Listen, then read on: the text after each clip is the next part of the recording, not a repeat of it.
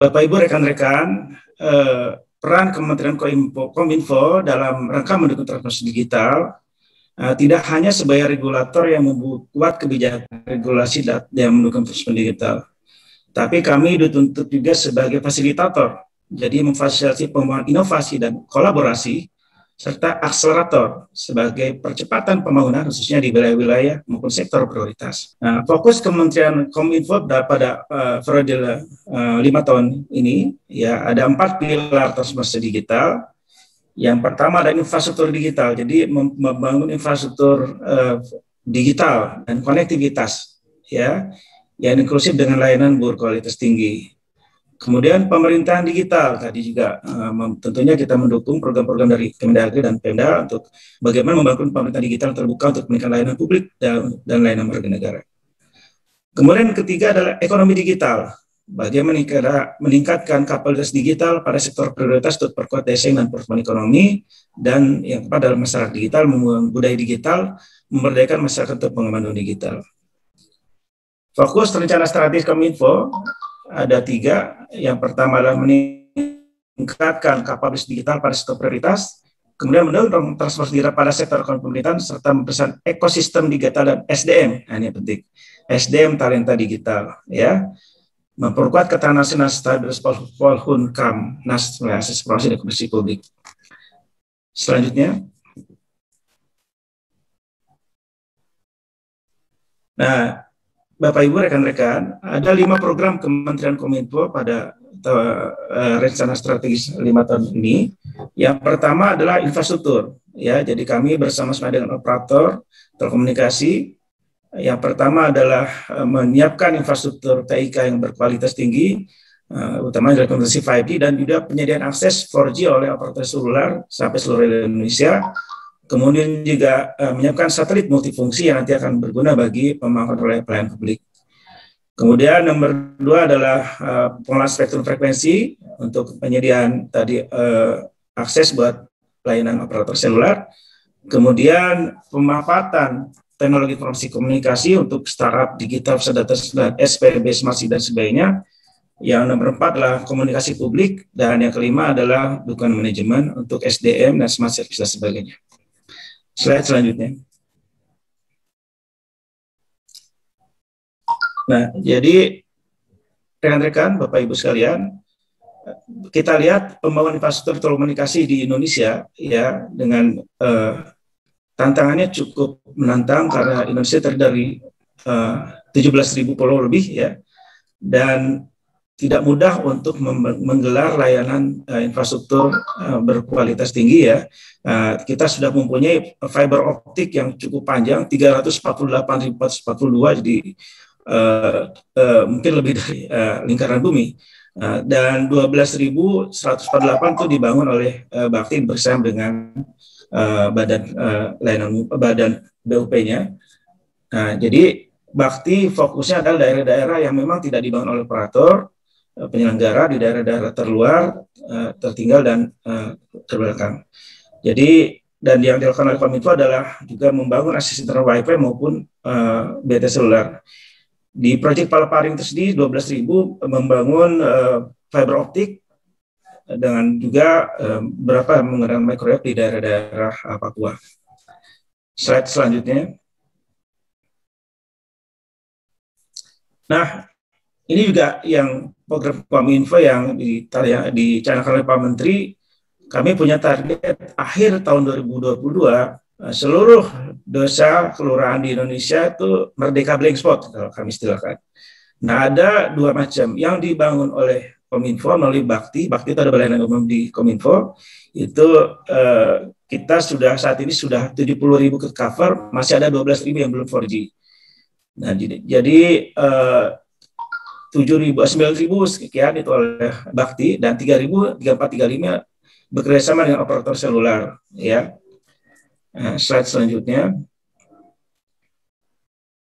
Jadi pada tanggal November 2021, Pak Menteri dan bersama dengan semua CEO operator seluler, ya, telah berkomitmen untuk bagaimana kita bersama-sama untuk melayani atau memberikan akses tadi selama 2 tahun untuk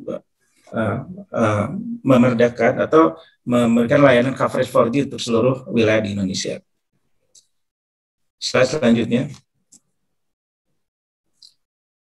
Nah, Bapak Ibu sekalian, rekan-rekan, khusus mengenai 5G gitu ya. Jadi kalau 5G ini teknologi yang akan datang dan tapi sekarang sudah dimulai ya. Yang diperlukan adalah fiberisasi dan infrastruktur pasif. Nah, apa itu fiberisasi? Itu jaringan serap optik kecepatan tinggi yang membutuhkan infrastruktur pasif, yaitu diantaranya misalnya ducting, saluran, maupun juga tiang-tiang yang nanti kalau dengan small cell, kita akan membutuhkan banyak sekali utilitas seperti tiang atau lampu jalan yang kemudian dan diberikan kemudahan dalam akses terhadap infrastruktur pasif. Tentunya ini akan kami butuhkan kolaborasi dengan pemerintah daerah yang nanti bekerjasama dengan Kementerian Dalam Negeri. Untuk efisiensi ketahanan tata kota dibutuhkan ducting bersama sebagai jalur alternatif jaringan fiber optik dan setidaknya sampai ke wilayah pemukiman dan perkantoran.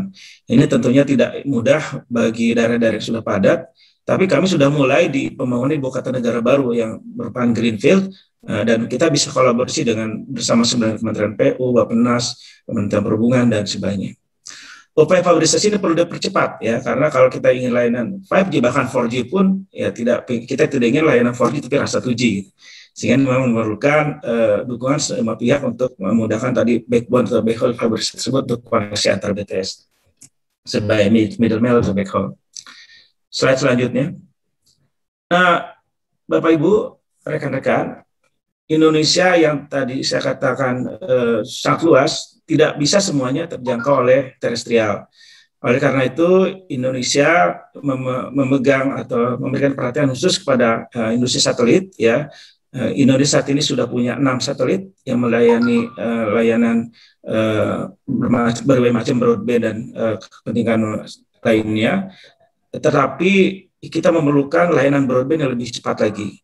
Nah, insya Allah kami sudah mempunyai program di Kominfo akan meluncurkan satelit Satria ya, satelit multifungsi yang nanti akan melayani hampir 50.000 titik layanan publik, layanan sekolah, layanan pemerintahan, kesehatan dan sebagainya. Dan ini pun sambil berjalan teman-teman dari Bakti BLU kami sudah memberikan layanan tersebut mendukung dari sektor-sektor lainnya.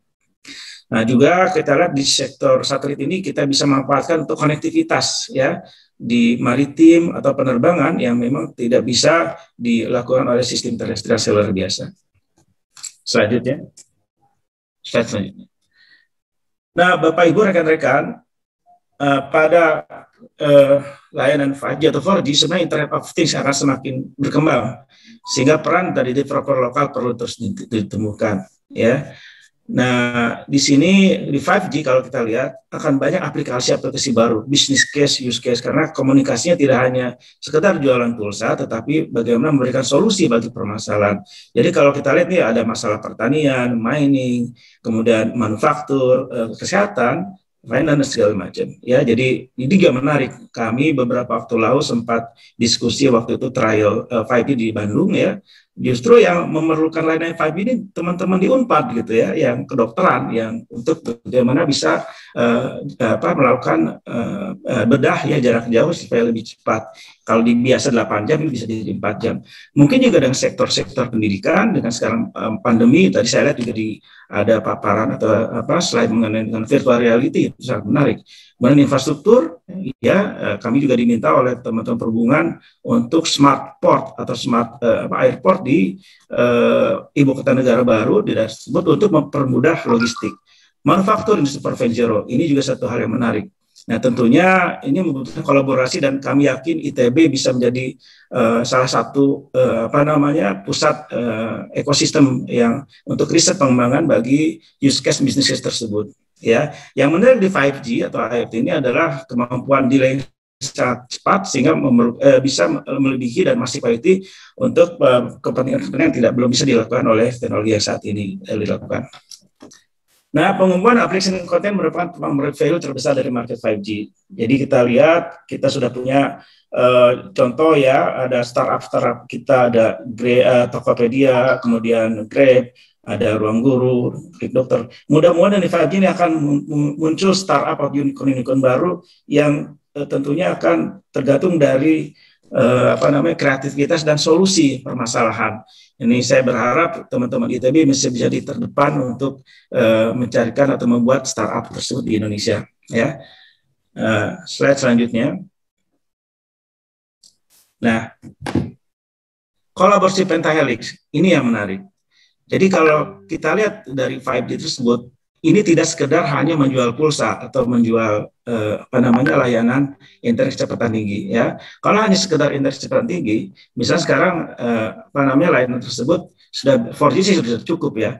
Nah, kalau misalnya 5G 10 kali lebih cepat kecepatannya, apakah masyarakat mau membeli 10 kali lebih mahal? Tentunya tidak.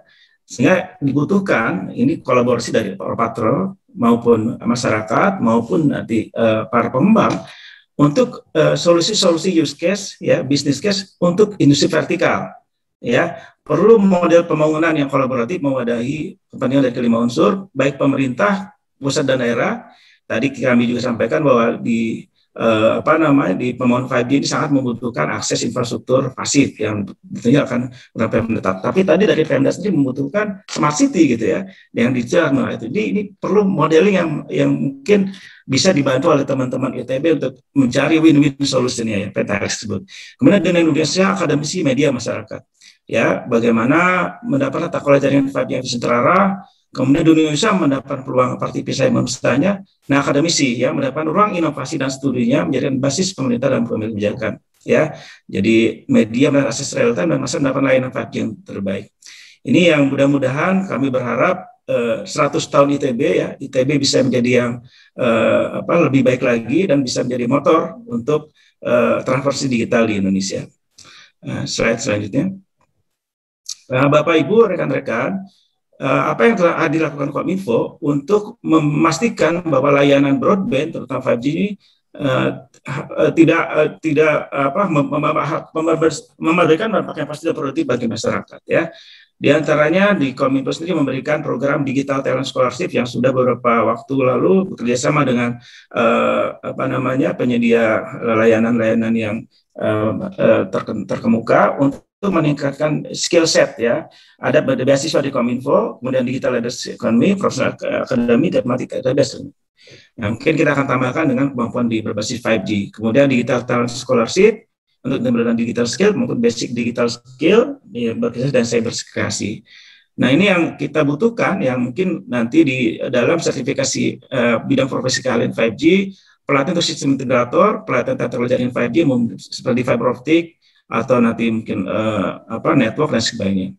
Kemudian Professional Academy, nah ini juga 5G tidak bisa berdiri sendiri, ya, jadi ada kaitan dengan cloud computing, artificial intelligence, big data, isu security, networking, dan sebagainya. Jadi Kominfo memberikan dukungan terhadap ini.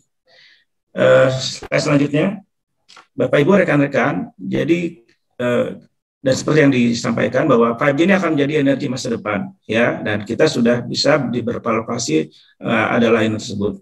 Yang pertama adalah mobile internet, kemudian Internet of Things, security, artificial intelligence, dan blockchain. Nah, tentunya kami berharap ini bisa menjadi oksigen atau daya dorong, ya, bagi kita dalam percepatan transformasi digital di Indonesia. Slide selanjutnya. Nah, jadi Bapak Ibu, rekan-rekan, Pak Ari, kami berharap 5G atau transformasi digital dapat memberikan lompatan besar bagi inovasi digital di Indonesia, dan kami berharap juga adaptasi dan inovasi teknologi tersebut, ya, mau 4G atau 5G, sebenarnya bagaimana kita dapat mewujudkan infrastruktur digital, pemerintahan digital, ekonomi digital, dan masyarakat digital, dan yang kata kuncinya adalah kolaborasi. Tadi kami sampaikan bahwa tidak bisa hanya satu sektor, ya, misalnya hanya teknik elektro saja gitu. Bahkan ini kelihatannya ITB yang mudah-mudahan cukup banyak, ya, dari jurusan-jurusannya, dari biologi, kemudian tambang, segala macam, sangat-sangat perlu bisa jadi pusat pengembangan tadi use case atau business case terutama di dalam line 5G, supaya nanti kita bisa menerapkan pentahelix, sehingga tujuannya apa? Indonesia ini tidak hanya sekedar jadi market, tapi kita bisa jadi pemain. Insya Allah dan mudah-mudahan dengan 100 tahun ITB ini kami berharap Kominfo bersama-sama dengan sektor lainnya dan stakeholder kita bisa mempercepat transformasi digital di Indonesia. Demikian kami ucapkan terima kasih. Assalamualaikum warahmatullahi wabarakatuh.